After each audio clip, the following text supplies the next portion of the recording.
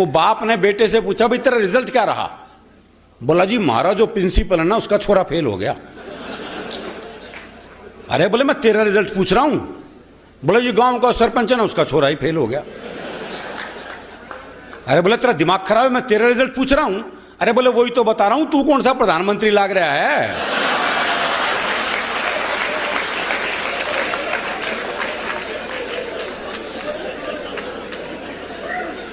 वो मेरे पड़ोस में रहते रामकिशन जी, उनके बेटे का रिजल्ट आना था, तो बाप ने कहा अगर फेल हो गया ना तो मुझे बाप को मत कह दियो बस। दोपहर में बेटा रिजल्ट लेके वापस आया तो बाप ने पूछा भाई रिजल्ट क्या रहा? तो छोरा बोला रामकिशन के रखा रिजल्ट में छोड़ना।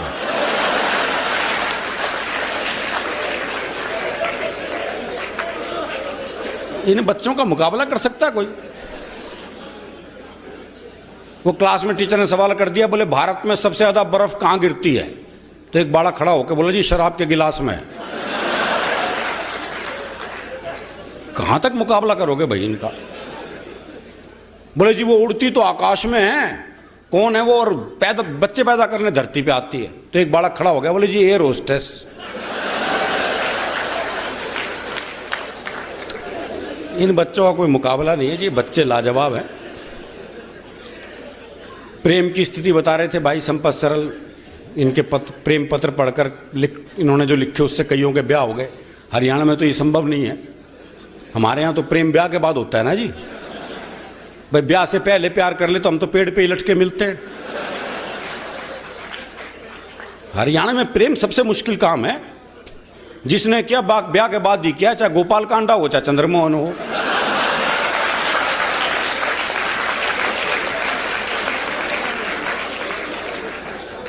और वो गोपाल कांडा तो कमाल साहब, 2 छोटे हवाई जहाज थे उसके पास 24-24 सीट वाले, और 72 एयर होस्टेस रख रखी थी भाई ने।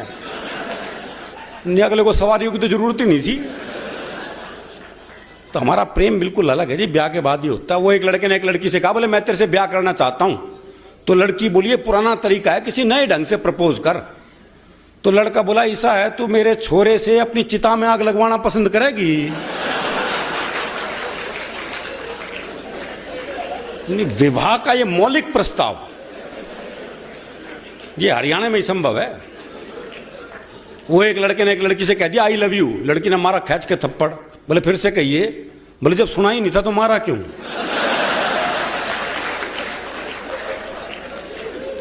तो हमारे प्रेम की स्थिति बिल्कुल अलग है जी। वो मेरा एक दोस्त मिला जी, दोनों होठ बुरी तरह से जले हुए उसके। मैंने कहा यार होठ कैसे जल गए?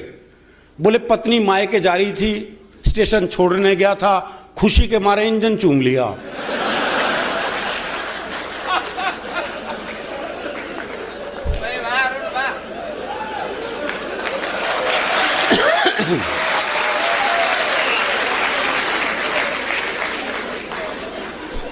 तो आदमी की खुशी अलग अलग ढंग से प्रकट होती है जी। वो मेरे एक दोस्त है प्रहलाद जी, उनकी पत्नी का अपहरण हो गया। तो अपहरणकर्ता ने पत्नी की एक उंगली काट के साथ में चिट्ठी भेज दी। बोले 50 लाख रुपए भिजवा दो वरना डैश डैश डैश। मेरे मित्र ने वापस चिट्ठी लिखी, बोले उंगली किसी की भी हो सकती है, मुंडी भेज मुंडी।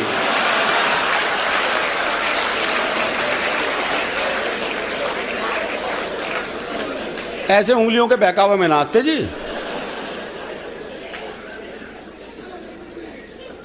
वो एक ने अपने दोस्त को फोन किया, बोले शिमला जा रहा हूं, पत्नी को साथ लेके जा रहा हूं, सोच रहा हूं जाते हुए उसे किसी खाई में धक्का दे दूं। तो दोस्त बोला यार मेरी वाली भी ले जा। बोले ले तो जाऊंगा, अगर बुरा नहीं मानने तो उसे वापसी में धक्का दे दूं।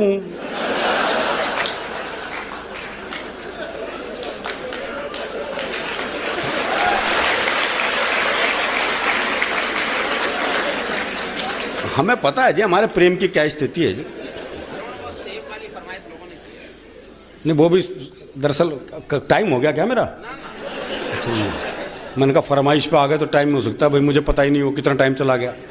दरअसल क्या हरियाणा का आदमी फुर्सत में रहता है, इसलिए हास्य रस में रहता है। हास्य के लिए थोड़ी फुर्सत चाहिए। वो एक ने एक रिक्शे वाले को आवाज दी, बोले खाली है? बोले हाँ। बोले आप फिर ताश खेलते हैं। तो इतनी फुर्सत जरूरी है जी।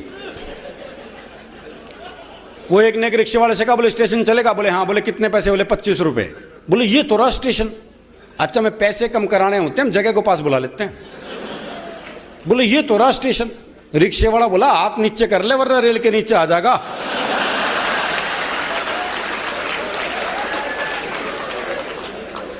तो ये आनंद जीवन में बहुत जरूरी है जी। और प्रेम की जहां तक बात है तो हमारे यहां प्रेम जो है मनुष्यों का क्या पशु पक्षियों तक का ऐसा है। वो मेरा एक दोस्त है जी, उसने तोती पाली। दुनिया तोता पालते हो, तोती पाली। 3 दिन के लिए से कहीं बाहर जाना था। बोले यार क्या करूं, कौन दाना पानी देगा, बड़ा चिंतित हूं। मैंने कहा मेरे घर छोड़ जा, 2 तोते हैं, उन्हें दाना पानी देता हूं, इसे भी दे दूंगा।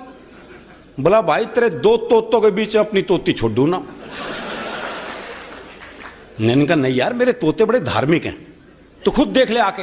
अच्छा उसने देखा बकायदा एक गीता के श्लोक पढ़ रहा, एक कुरान की आयतें पढ़ रहा। बोले बड़े धार्मिक है, कोई खतरा नहीं है। उसने तोती छोड़ दी। जैसी तोती पिंजरे में गई तो एक तोते ने दूसरे को कोहनी मारी। अरे बोले पूजा पाठ बंद कर, दुआ कबूल हो गई।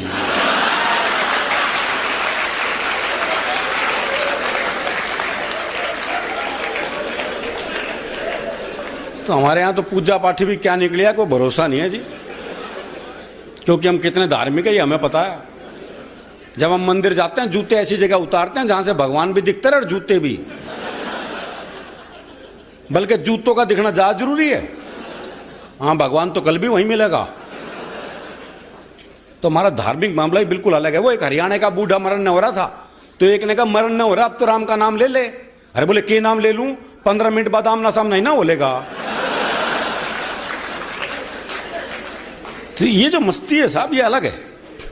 वो एक बार हरियाणा में बारिश नहीं हुई तो बोले क्या करे, तो एक चौधरी से कहा बोले तू तपस्या कर ले तो बारिश हो जाएगी। और चौधरी ने भी कसूती तपस्या कर दी, सब पूरा जोर लगा दिया। इंद्र देवता प्रसन्न हो गए, प्रसन्न होने ही थे। भाई चौधरी तपस्या कर रहा है यही बहुत बड़ी बात है। बोले वर मांग है, बोले बारिश करा दे और क्या। अरे बोले बारिश तो हो ही जाएगी जब मैं आ गया हूं, तू तो वर मांग है। बोले खेत खलियान है, मौज मस्ती है। बोले मना कुछ नहीं चाहिए, वह बारिश करा दे। बोले पहला आदमी देख रहा हूं जिसे वर मांगने को कर रहा, वर नहीं मांग रहा कुछ, हे मांग ले कुछ। बोला तेरा घना ही जी कर रहा है ना, तो एक बार मैंने फूफा कह दे।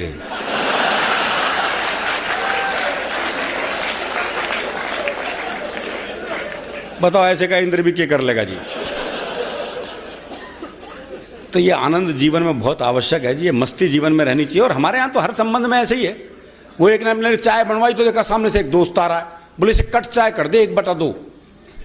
अच्छा वो 1/2 कर ही रहा था, इतने में तीसरा दोस्त आ गया, बोले इसे 3 में कर दे। वो एक चाय तीनों 3 गिलास में लेके खड़े हो गए जी। इतनी देर में चौथा दोस्त आ गया, बोले खाली गिलास दियो। वही एक चाय 4 दोस्तों ने 4 गिलासों में मिलके पी साहब। पीने के बाद एक ने पूछा हाँ भाई कितने पैसे हुए।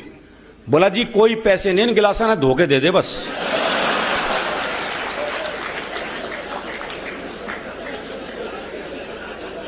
और ऐसा नहीं कि दुकानदारी ऐसे हो, ग्राहक भी ऐसे ही हैं। वो एक पहुंच गया हलवाई की दुकान पे, भाई ने भरपेट जलेबी खाई छिक के। जब पैसे देने का नंबर आया भाई ने जेब झाड़ दी, बोले पैसे तो नहीं है। अब दुकानदार दुकान से बाहर निकला, 15-20 मिनट तबीयत से धुना पीटा उसे। जब खुद थक गया पीट पीट के तो वापस दुकान में चला गया। अच्छा वो भी कपड़े झाड़ के खड़ा हो गया है। बोले अब क्यों खड़ा है, जा। बोले इसी भाव 1 किलो और दे दे।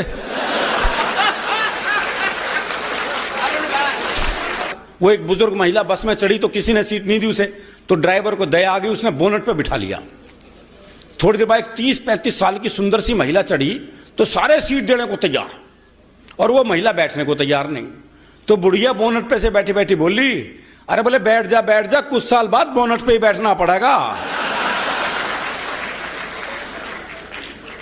और बुजुर्गों की अलग मस्ती है साहब, हमारे बुजुर्गों का मामला लाजवाब है।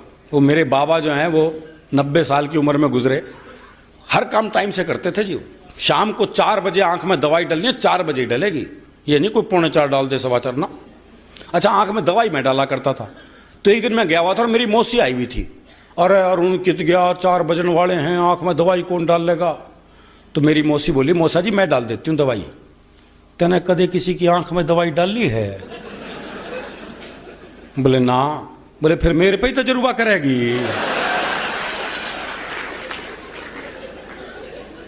वो आंगन में लेटे हुए को ध्यान दे नहीं रहा। अच्छा बुजुर्गों की तरफ ध्यान ना दो ना तो वो अपनी तरफ आकर्षित करवा लेते हैं। अरे मार दिया रे, ठंड में मार दिया रे। वो मेरे चाचा ताऊ ने खाट उठाई और धूप में रख दी। तो थोड़ी देर बाद ही अरे गर्मी में मार दिया, अरे अरे बोले भाई क्या करें इसका। तो उन्होंने खाट ऐसी जगह रख दी जहां आधी धूप आधी छाया।